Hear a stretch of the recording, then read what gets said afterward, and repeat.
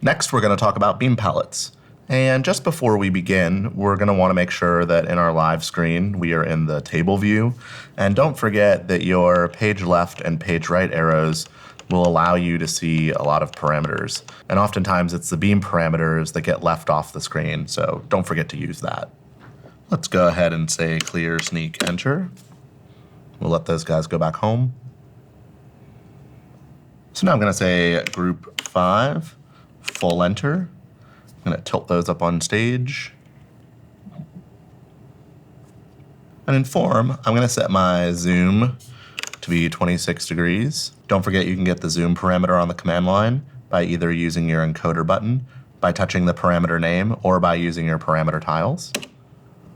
So that zoomed those out. I'm going to go ahead and make that sharp as well.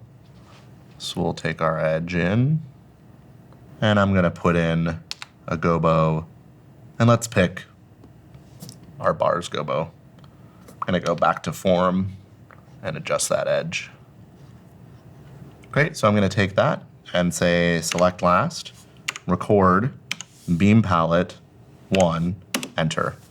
Now if I use my arrows to look over, you'll notice that all my parameters in my beam category got stored in my beam palette 1, not just the 2 parameters that I had touched.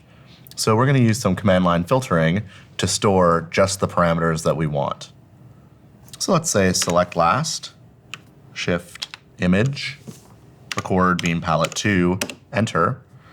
And if we arrow back over, you'll notice that just the parameters that are in my image category are stored into beam palette 2.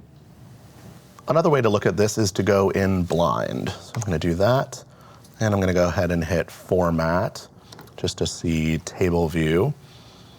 And I'm going to type beam palette 1, enter.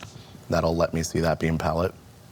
And if I look at group 5, again, we can see that all of the parameters are stored in that group. Just like in live, when I have a channel selection here in blind, the next and last keys will cycle through the channels within the selection. In order to look at my next target, I need to hold shift and then press next. And you can see now that I'm looking at beam palette 2 while maintaining my channel selection. Here we can see that this palette only has the image parameter information stored.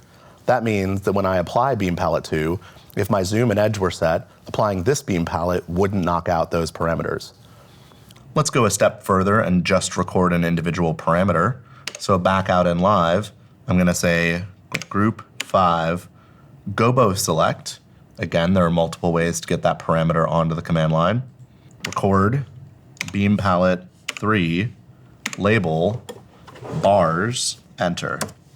And if you look at your live screen, you can see that bars shows up as my label for gobo select in those channels. And I also want to record my zoom level from this. So I'm going to say group 5, zoom, record beam palette 4, label 26 degrees.